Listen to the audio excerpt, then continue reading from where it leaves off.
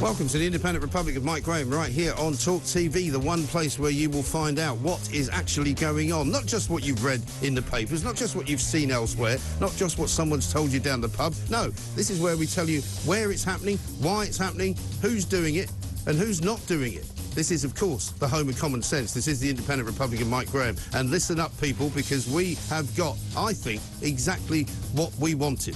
Let us face it.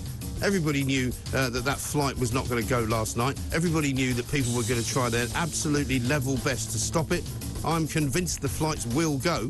I was asked yesterday, will the flight go? I said, yes, it will, because it will, eventually. People say, yes, but when? Well, we don't know when. But luckily for us, those lefty lawyers, those activists, those mealy-mouthed archbishops, all of whom think it's a great idea to have no borders in the world, to have no people to stop anyone from coming into our country, no matter who they are, no matter what they've done, no matter the fact that we don't know who any of them are. They've decided that they don't like any of the politicians who make rules in this country. They don't like the Tory party because they're cruel, nasty people.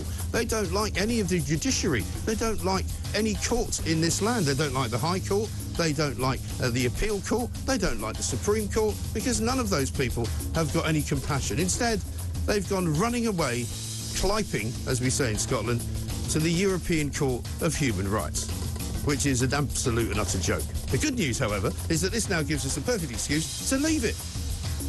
Bye-bye. We're not in the European Union anymore. We don't need the European Convention on Human Rights. We don't need the European Court of Human Rights. That looks a bit weird on the screen, doesn't it, when I do that? Anyway, listen, we're out. We're out of Europe. We're out of the European Union. We left the European Union back in the day when we voted to leave it, right? We left it physically January 31st, 2021. So now, let us complete the action. Let us just say, once and for all, the ECHR, we don't like you, and we don't like your court, and we don't like your convention. So thanks very much. Cheerio. Talk first of all about what's going on our own shores, on our own borders, because I'm delighted to tell you that Kim, one of our regular viewers and watchers, is down in Kent.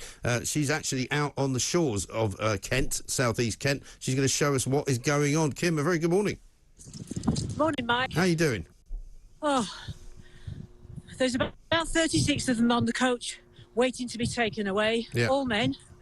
I asked one of them I asked several why they were here.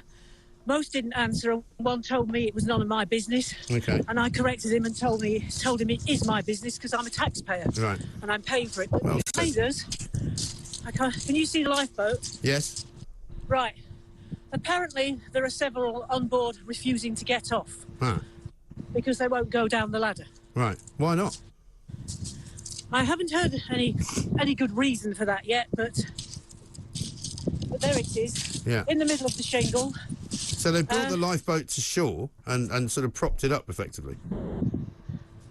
Well, yeah, it's on the Caterpillar because they bring it back into the hangar when they've finished. Right. But obviously they've got a bit of a problem going on there, so that's a rather ironic state of affairs, isn't it? So you smuggle yourself all the way across to the British coast, you get to Britain and you refuse to get out.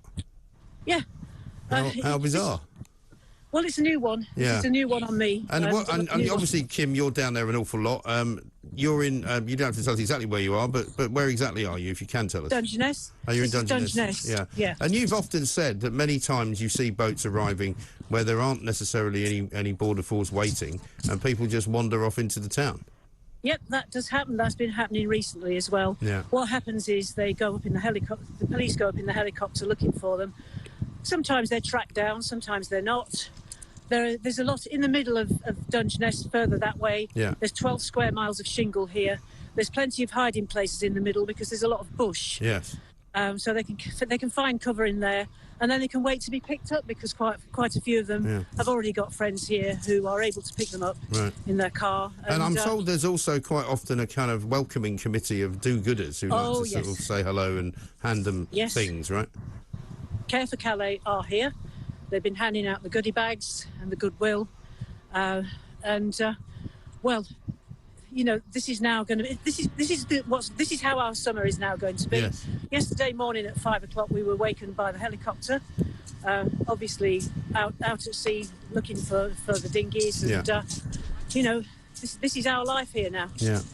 It's extraordinary. Listen, Kim, I really appreciate your time. Thank you for doing it for us, and we'll do it again soon. We'll talk soon. Kim's there down in Kent, Dungeness. She's reported into this show for a very long time and has told me, you know, privately as well, about how things are in that part of the world. And I know from the Sussex coast that, you know, this is a huge and massive problem.